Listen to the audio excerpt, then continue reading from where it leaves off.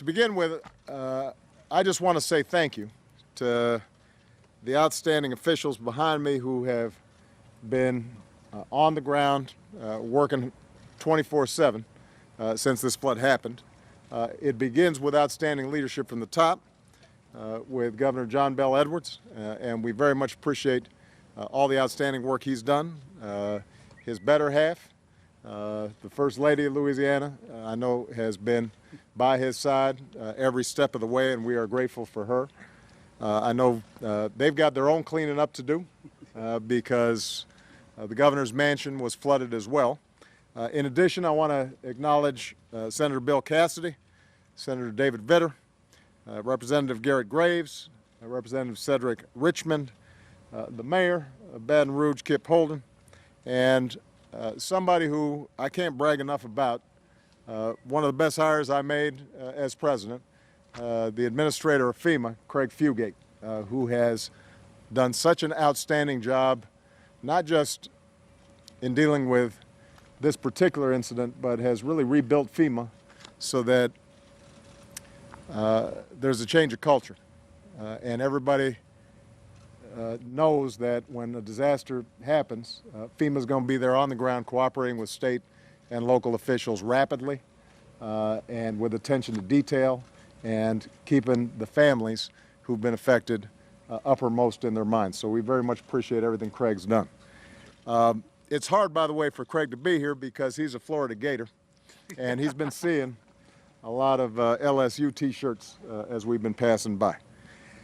I just had a chance to see some of the damage from the historic floods here in Louisiana.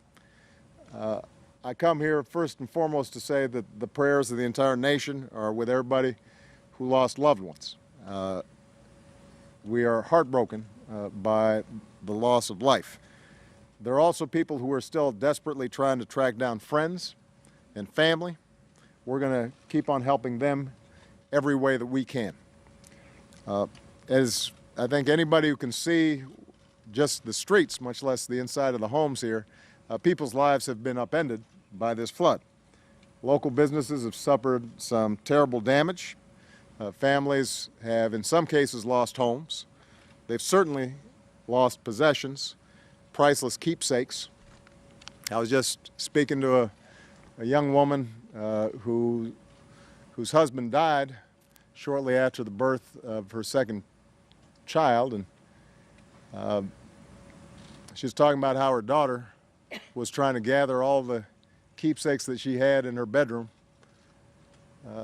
that reminded her of her father. And that gives you some sense that this is not just about property damage. This is about people's roots. You also have a situation where there are a lot of kids who are supposed to start a new school year, and they're going to need some special help and support for a while. Sometimes when these kinds of things happen, it can seem a little bit too much to bear, but what I want the people of Louisiana to know is that you're not alone on this. Even after the TV cameras leave, the whole country is going to continue to support you and help you until we get folks back in their homes and lives are rebuilt. And the reason I can say that with confidence is because that's what Americans do in times like this. I saw it when I visited displaced Louisianans when I came down here as a senator after Katrina. I saw it when I visited New Orleans for the 10th anniversary last year. I know how resilient the people of Louisiana are, and I know that you will rebuild again. And what I've seen today proves it.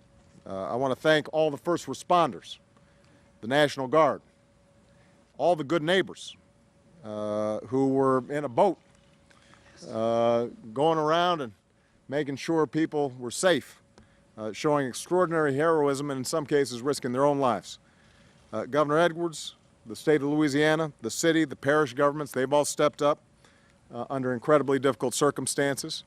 I just want to thank the people on this block. As I was walking down, one woman at the end, elderly, she was on her own.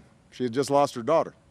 You had a young man next door who was helping out his father, but had also offered to help out that neighbor so that she could salvage as much as she could and start the process of rebuilding. With respect to the federal response, over a week ago I directed the federal government to mobilize and do everything we could to help.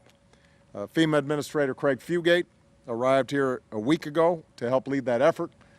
Secretary of Homeland Security Jay Johnson visited last week to make sure state and local officials are getting what they need.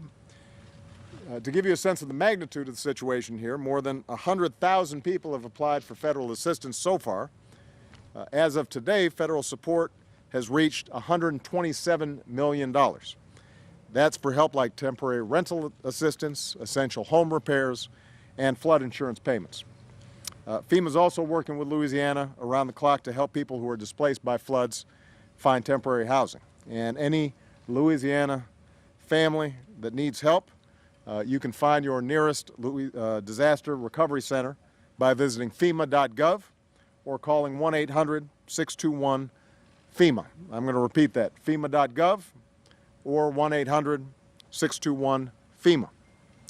Now, federal assistance alone is not going to be enough to make people's lives whole again. So I'm asking every American to do what you can to help get families and local businesses back on their feet.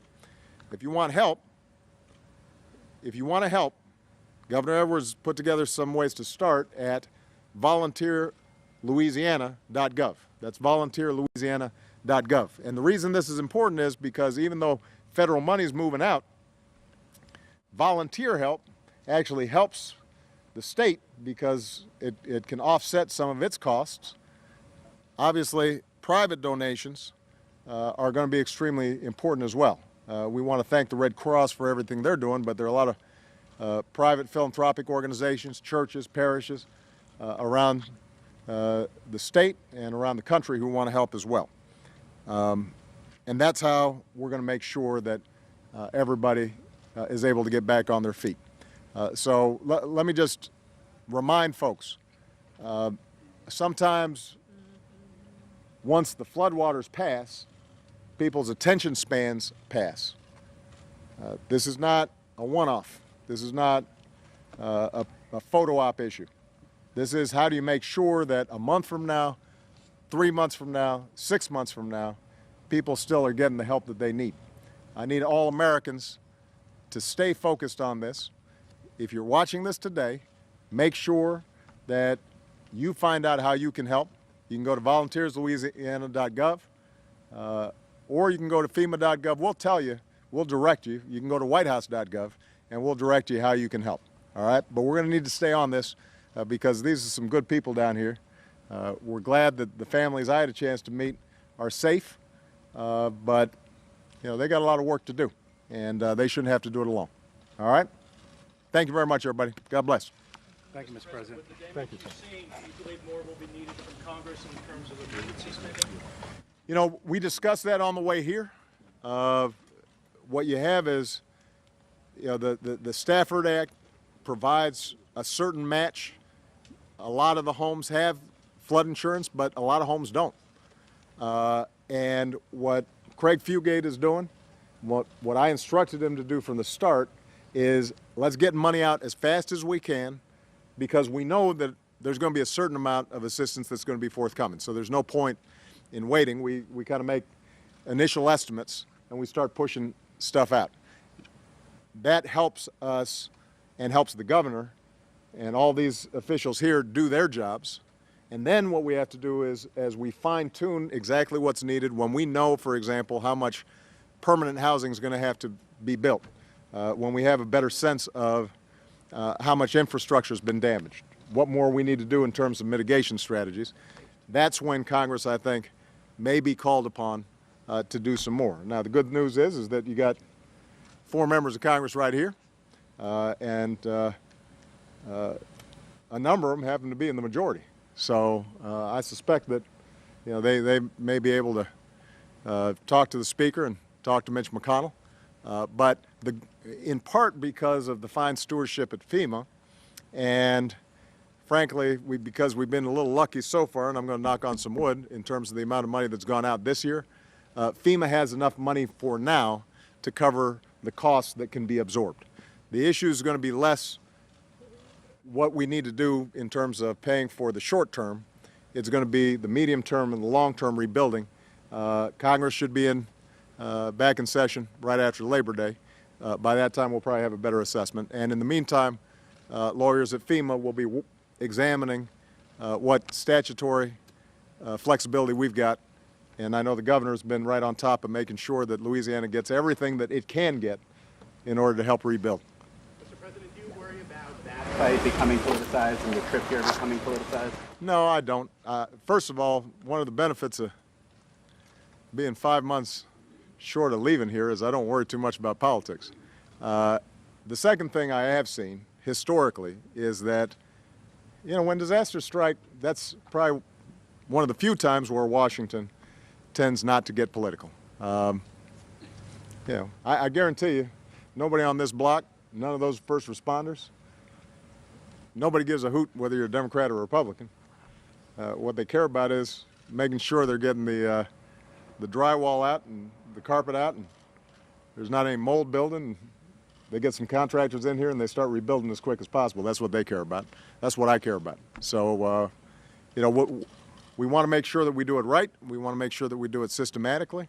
But the one thing I just want to repeat is how proud I am of FEMA, because if you think about the number of significant natural disasters that have occurred since my presidency began, you'd be hard-pressed to find a local official anywhere in the country, including those in the other party, who wouldn't say that Craig Fugate and his team have been anything less than exemplary and professional. And one of the things I did when I walked through each of these homes was ask, have you contacted FEMA? Have you filed? And uniformly they said that they had been in touch with FEMA. They had acted professionally.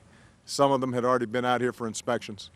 And I think that does indicate why it's important for us to take the federal government seriously, federal workers seriously.